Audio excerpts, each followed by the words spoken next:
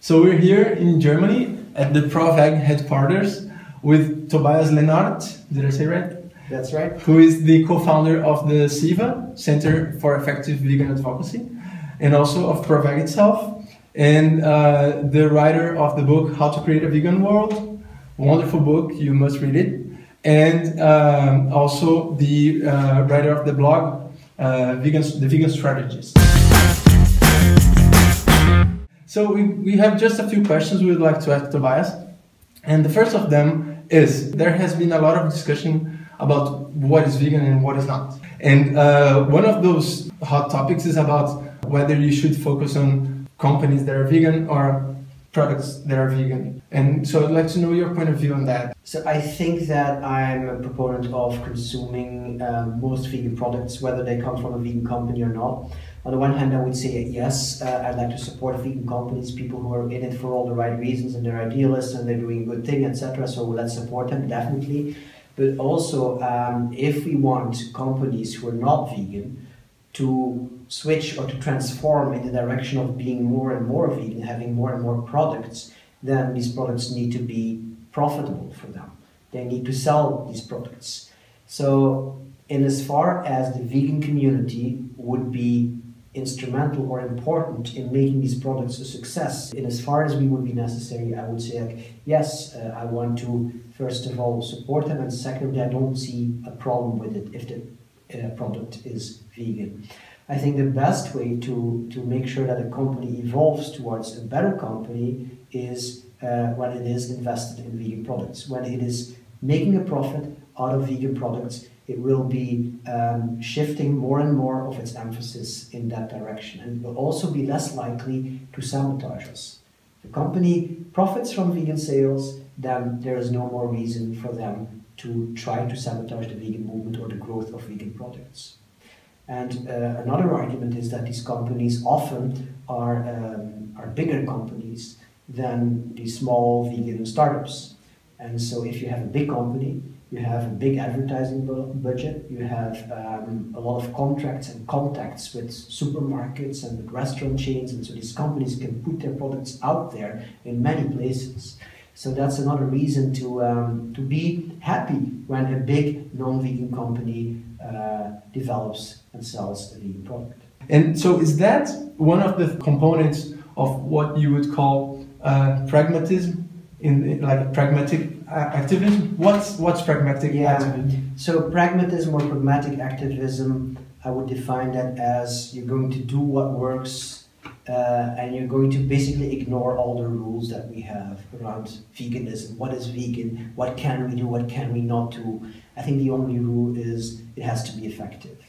I mean, maybe not the only rule, because you have to still be ethical, etc., and you cannot kill people for whatever aim that you have, obviously. But in general, you're going to look at what works. And the opposite of pragmatism is idealism. And we're all idealists in a way, but idealism, the way I define it, is that you want people and you want companies to do the right thing for the right reason. And the right thing for the right reason is to be totally vegan for the animals.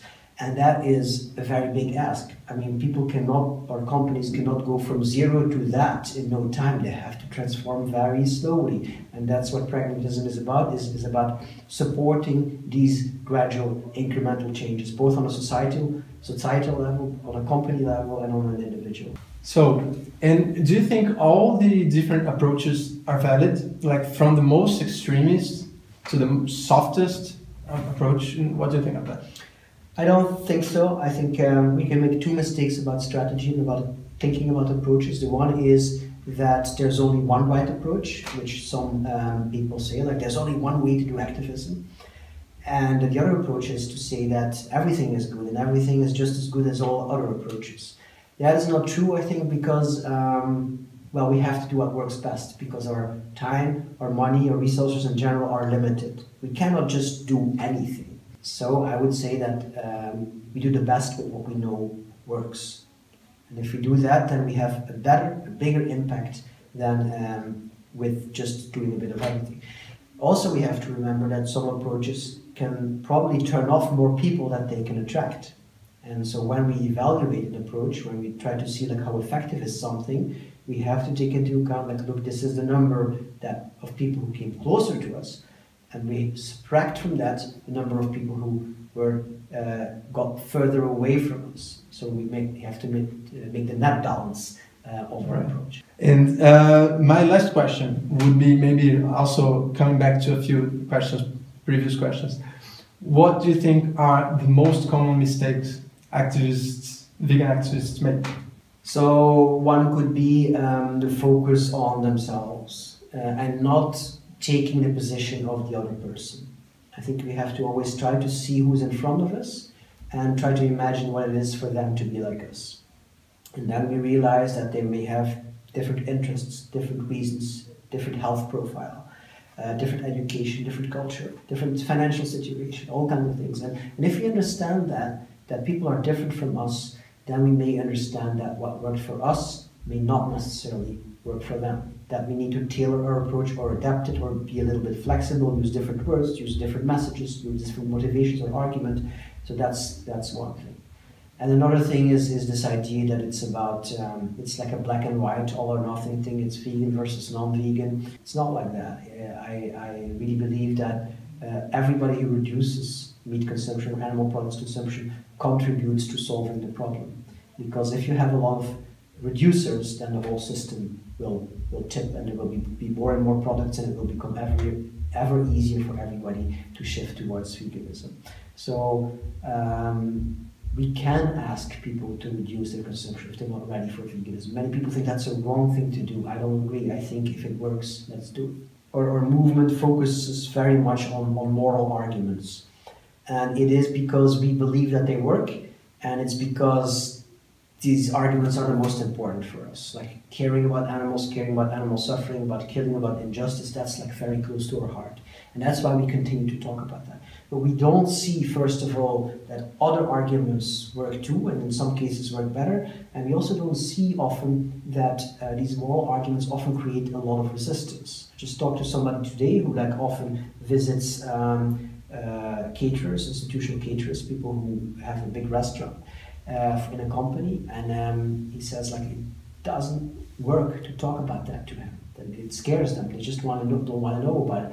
And I think we need some organizations who put the animals and the moral arguments in the background, because then they will create less resistance.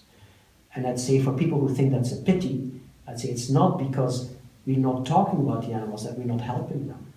We may sometimes help them more by not talking about them. Right. If we just think about how many animals we're helping, right, and to what extent that would maybe help everyone be better activists. Yeah, and by considering that some people might be more open to hearing about health arguments. We know from research, for instance, that if a person says I'm vegan for health reasons, that they will create a lot less resistance than when they say I'm a vegan for animal rights reasons. That doesn't mean you have to lie about why you're vegan, but that does mean that you have to take into consideration that other arguments may sometimes be more successful. Wonderful. All right, Tobias, thank you so much for the interview. Welcome.